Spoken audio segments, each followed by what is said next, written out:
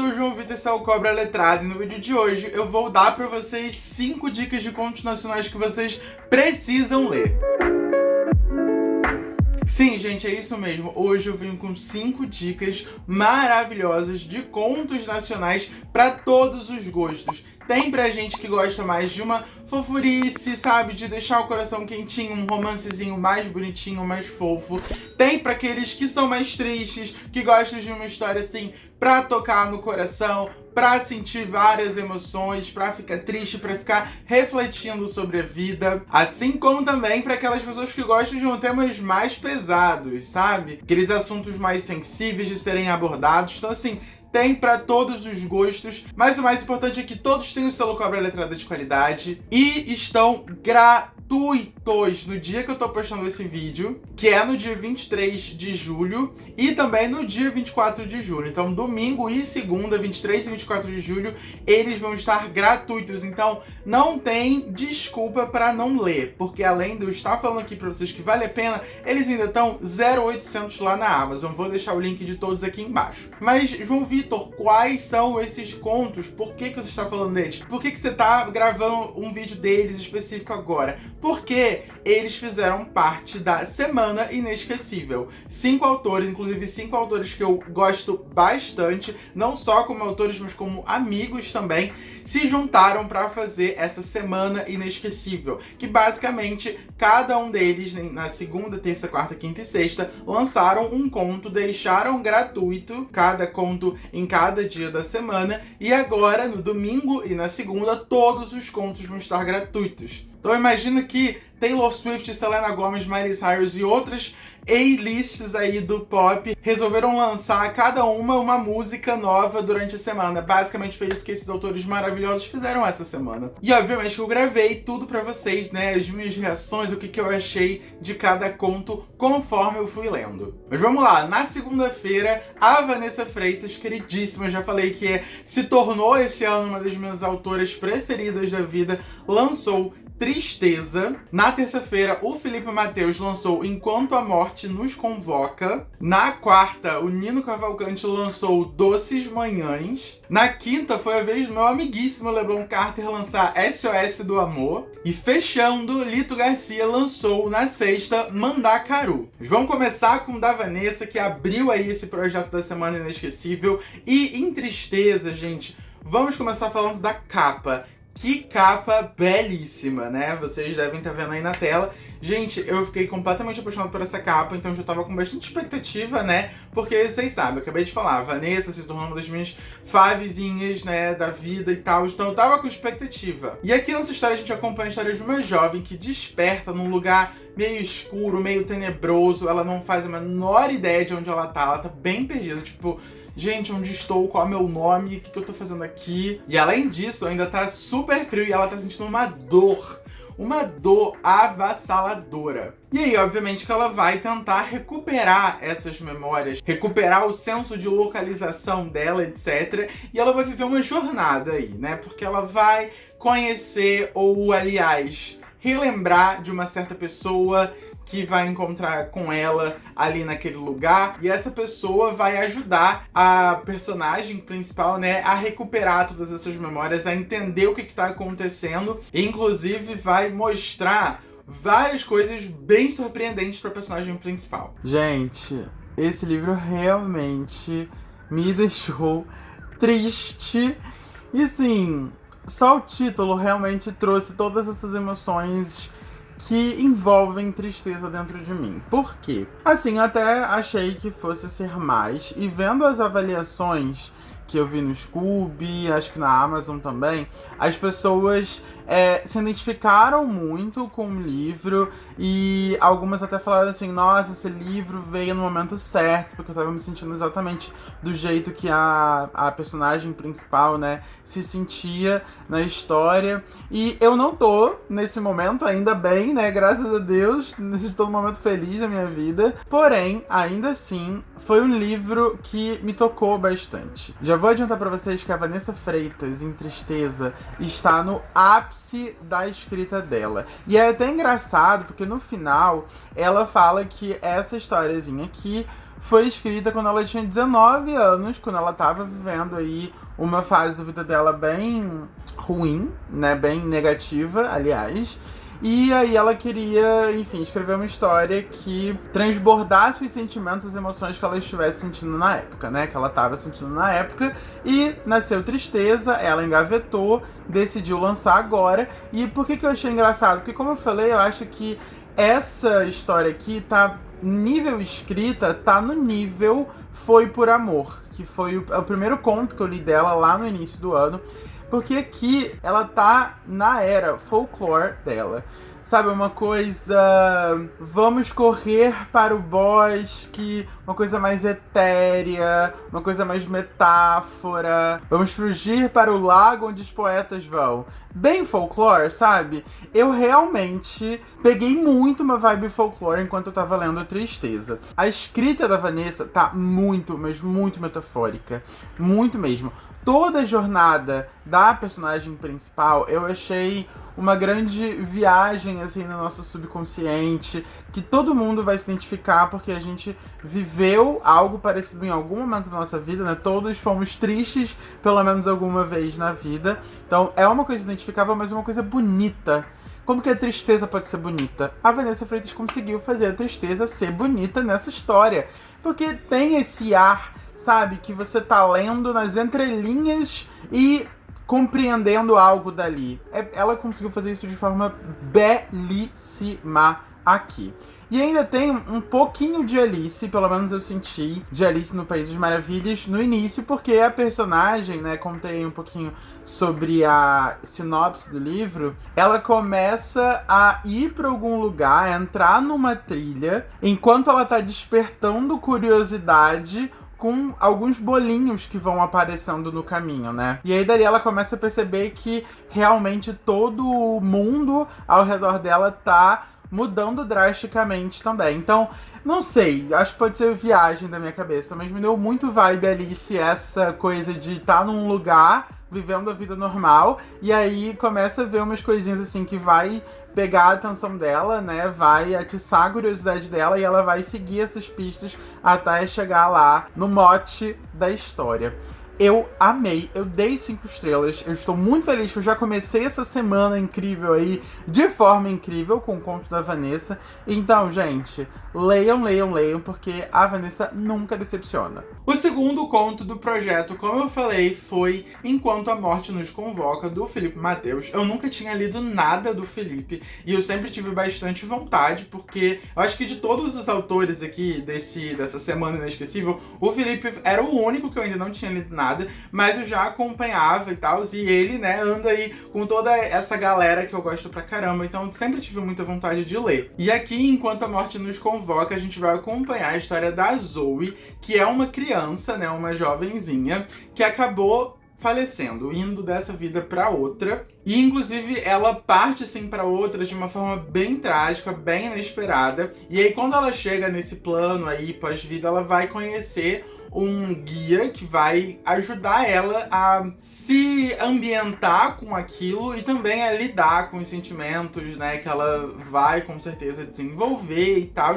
E vai até visitar junto dela alguns entes queridos que ela acabou deixando aí na vida. Então esse daqui promete emocionar. E detalhe, essa é meio que um spin-off de Enquanto a Morte Nos Acolhe, que é o primeiro livro da série Recife Assombrado, só que ambos podem ser lidos separadamente, sem pegar spoiler, sem deixar de entender. Eu pergunto a vocês como que a morte pode ser algo fofo e algo bonito. E é isso que a gente vai ver, né, em Enquanto a Morte Nos Convoca, do Felipe Mateus.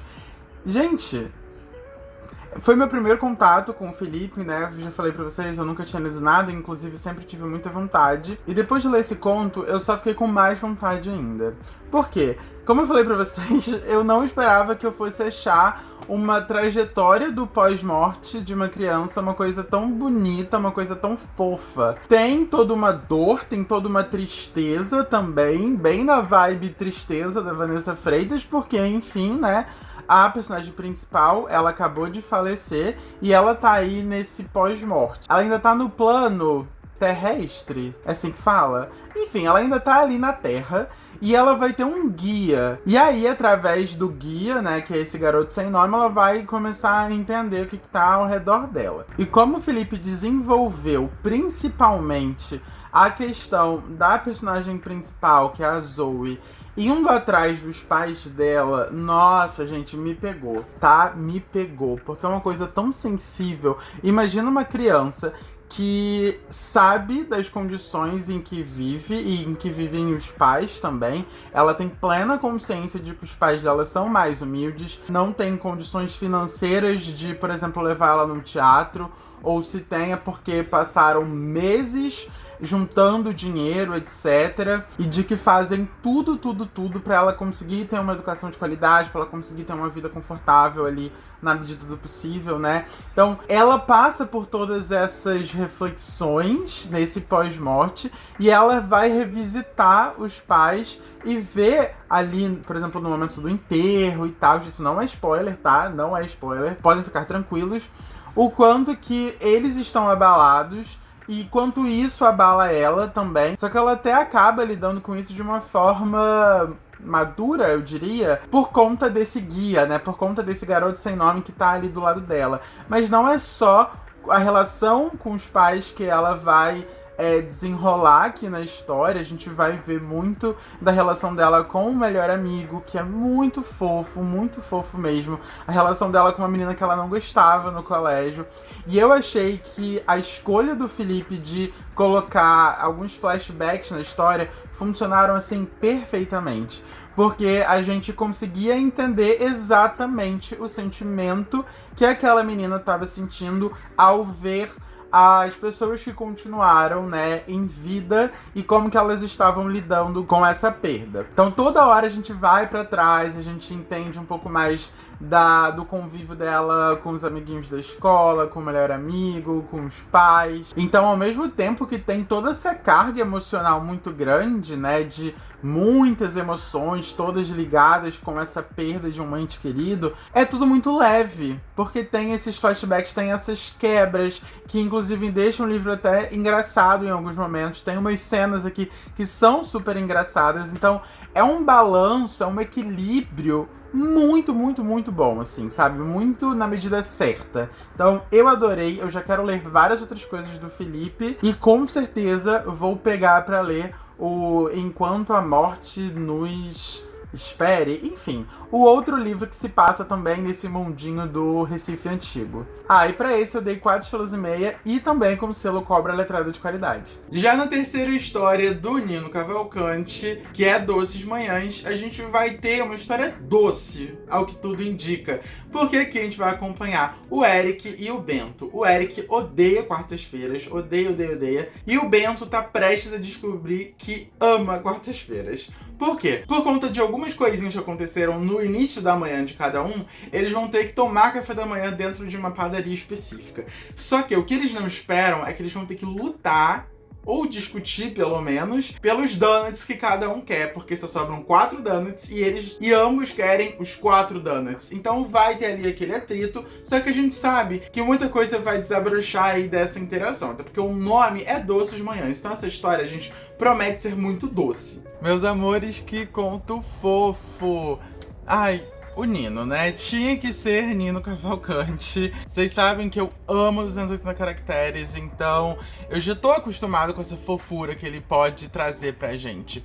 Essa daqui eu acho até que é uma história mais comum, eu diria. Mas clichêzinha, mas é aquele clichê que a gente gosta. Sabe aquele filme, aquele comfort filme que a gente tem de sessão da tarde? Que toda vez que passa a gente tem que sentar pra assistir, pra gente ficar felizinho, pra gente se sentir quentinho por dentro? Então, eu acho que esse conto aqui é basicamente isso, porque tem todos aqueles elementos que a gente já tá meio que acostumado, que a gente já conheceu em outras histórias, mas que ainda assim fazem muito sentido e que deixam a gente muito felizinho. Pelo menos me deixou muito felizinho. Porque essa coisa dos dois personagens principais, né, já de cara terem ali um entroncamento, um enfrentamento, uma certa discussão, de fato, por donuts, a gente já pensa assim, putz, vai ser um Enemies to Lovers. E mas ao mesmo tempo não é, porque eles não não são exatamente enemies, porque eles acabaram de se conhecer, mas é por isso que eu tô falando que são elementos que a gente já conhece, sabe? Quem nunca viu um filme com a Julia Roberts, tô aqui chutando, mas com certeza ela deve ter algum filme assim,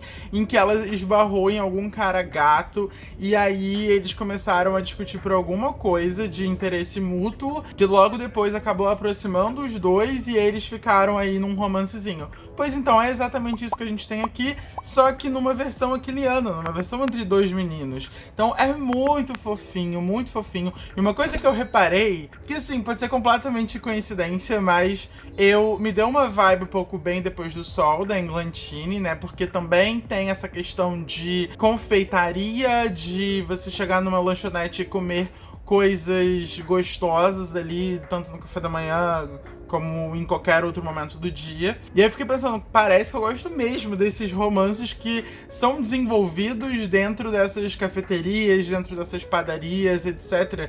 Porque me deu um sentimento tão feliz quanto eu tive enquanto estava lendo, né? Bem Depois do Sol, da Englantine. Me lembrou bastante. Então, assim, só elogios. Porém, eu acho que... Pra quem conhece Cobra Letrada já tá cansado de saber, que todo vídeo praticamente eu falo, que eu acho um pouco... Não é muito do meu agrado, né? Quando tem muitos personagens, quando tem muitos nomes ali na história que não fazem tanta importância pro resto, né? Pro andamento da história. E me incomoda um pouco ter vários nomes, vários nomes, quando não tem muita importância. Eu achei que no início a gente não conhece só os personagens principais, como também as famílias, né? Alguns membros ali do núcleo familiar de cada um deles.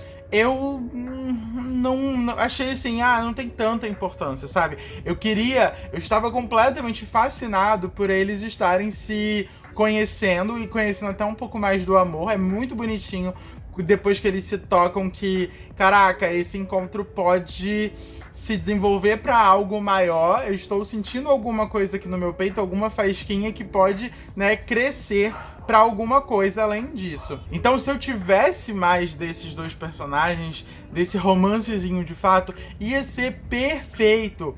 Então, esse momento em que a gente passa conhecendo os outros familiares, acho que poderia, né, não ter e a gente ter mais dos dois principais. Mas, enfim, só um ponto, porque a história mesmo é muito, muito, muito fofa, muito doce, que nem é o título. Então, assim, Nino, como sempre, né, nunca decepciona. Na quarta história da Semana Inesquecível, o Leblon relembra um curta que é, assim, um dos meus preferidinhos da vida, que é In a Heartbeat. Não sei se vocês conhecem, mas é um curta super, hiper, mega fofo, que o coração de um menininho acaba saindo do corpo dele, porque ele fica muito apaixonado por um outro menino do colégio. E aí o coração meio que vai atrás desse menino, independente de por onde tá passando, do que tá acontecendo.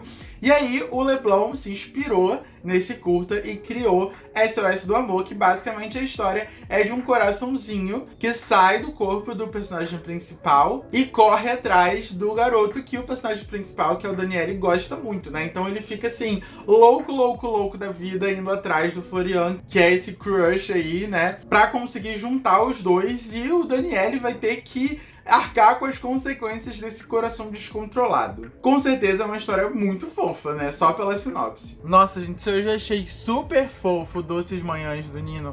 SOS do Amor. O Leblon, cara, o Leblon, vocês já devem estar cansados de eu falar do Leblon aqui no canal, mas vocês ainda vão continuar me ouvindo falar em todas as oportunidades que eu tiver, porque o Leblon é um dos meus melhores amigos aí que o Cobra Letrada me proporcionou, né? Mas ele é um escritor absurdamente sensacional, ele escreve muito, e aqui ele entregou mais um trabalho muito, muito, muito fofo, muito, muito cativante, sabe? Então, assim, aqui, né, falei pra vocês, tem aí uma influência do curta In a Heartbeat. Então, se você gostou de In a Heartbeat, você vai adorar esse daqui, porque se lá a gente não tem diálogo e tudo mais, é uma coisa muito mais visual, né, de gestos, enfim, das ações que eles tomam. Aqui a gente vai ter muito diálogo, vai ter várias sacadas extremamente engraçadas, Nossa, é muito, muito, muito, muito engraçado. E ainda tem um plot ali no final que eu acho que ninguém imaginaria e que acrescentou muito pra história, muito mesmo. Eu amei muito como que o Leblon construiu a relação do Daniele, né, que é um dos personagens principais, com o coraçãozinho dele, porque o coração dele, gente, é muito sapeca, assim, sabe? É muito... Imagina aquele cachorro, aquele pet que não para quieto de jeito nenhum. É ele. E ele parece, eu imaginei, sei lá, um cachorro muito bobão, que sai correndo atrás de qualquer coisa que tenha comida ou que chame interesse dele, sabe? Chame a atenção dele.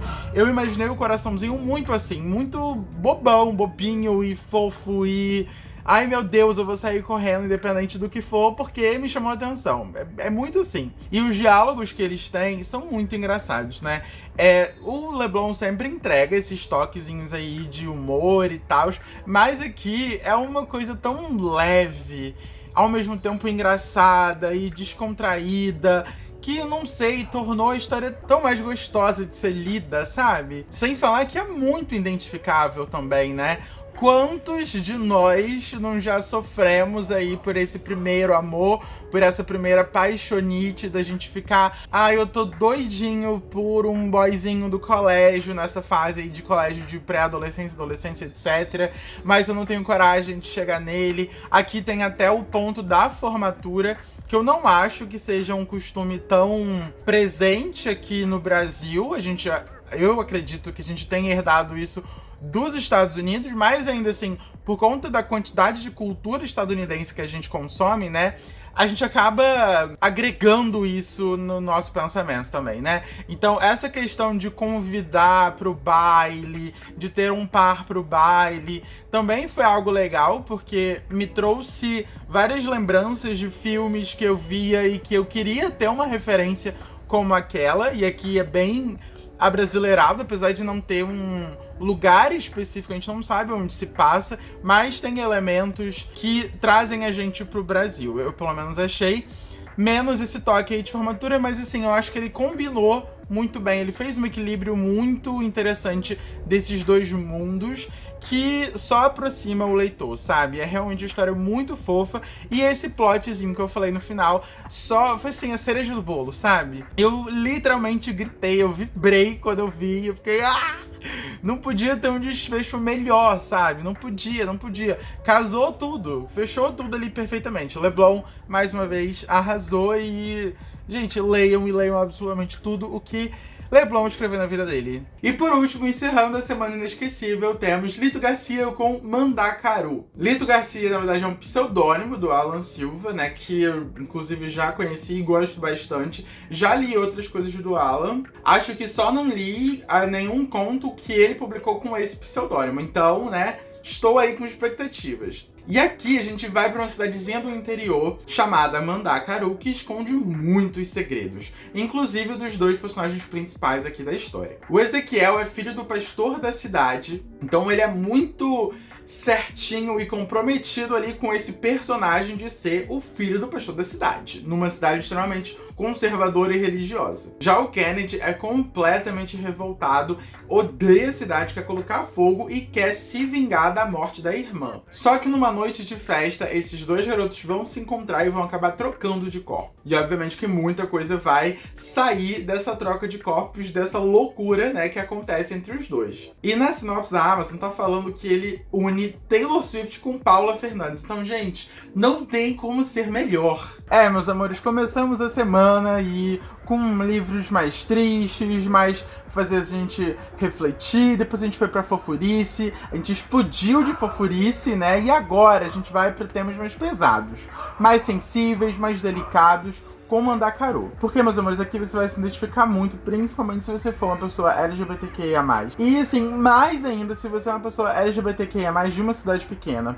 Porque nessa história a gente vai mergulhar nas profundezas da hipocrisia e do fanatismo religioso em volta aí de todas as religiões, principalmente a evangélica, que é o ponto principal daqui, e de como essas cidades interioranas, né, podem carregar muitos e muitos preconceitos e violências, de fato, todos os tipos de violência, contra a comunidade LGBTQIA+.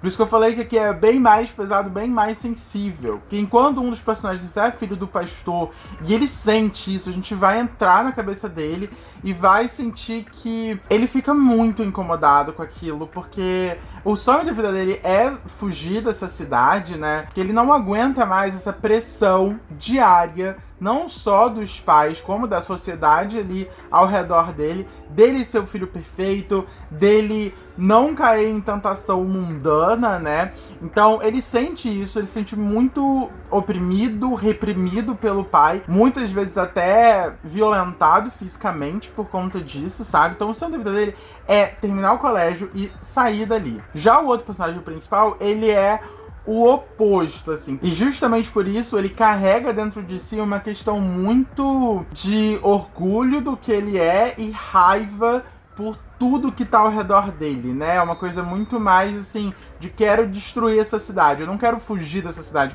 Eu quero destruir todo mundo que tá contra mim, que fere a minha pessoa e todos ao meu redor que são iguais a mim, sabe? Até porque tem aí a questão da irmã dele, né, que acabou falecendo muito por conta desse preconceito da cidade. Então são duas visões bem diferentes, mas que vão se complementar, porque eles vão ter uma questão aí entre eles e eles vão acabar trocando de corpos. Então é aquela questão de Se Eu Fosse Você, é o filme clássico nacional, só que numa versão do interior do Brasil e numa versão aquiliana, né, de romance entre os dois meninos, porque eles também gostam um do outro, né? Não é uma questão assim, de estou apaixonado, mas um, assim, pensa no outro, aquele ali é bonitinho, sabe? Um mais do que o outro, mas ambos têm esse sentimento, aquele ali é bonitinho, mas um acha que o outro é hétero e o outro acha que ele nunca vai dar bola pra ele, sabe? Mas aí essa questão das trocas de corpos vai acontecer e muita coisa de fato vai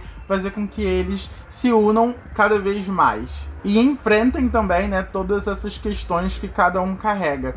Então é um livro que vai tratar bastante sobre essas questões delicadas, pode até ser um gatilho, então cuidado, né, na hora de ler. Mas eu gostei bastante de como que o autor conseguiu ir levando, sabe, a trajetória de cada um e de como ele finalizou a história, né, a jornada de cada um. Não finalizou, mas tipo, levou o caminho. Achei que foi bem incrível, bem realista e bem bonito ainda assim. Bom, gente, esses 5 então são os contos da Semana Inesquecível. Lembrando que todos eles estão gratuitos nos dias 23 e 24 de julho, né, que é o dia que eu tô postando esse vídeo, e o dia seguinte. Então vão lá, corram. Eu vou deixar os links, todos os 5, aqui no box de descrição também, tá? E me contem nos comentários se vocês gostaram desse novo formato de vídeo também, pra eu saber se eu trago mais coisas assim, em que eu vou gravando aqui, mas também coloco minha reação em tempo real assim que eu terminei de ler a história, ou se vocês preferem algum outro formato que eu já gravei aqui no canal. E bom, gente, esse foi o vídeo de hoje e até o próximo. Tchau!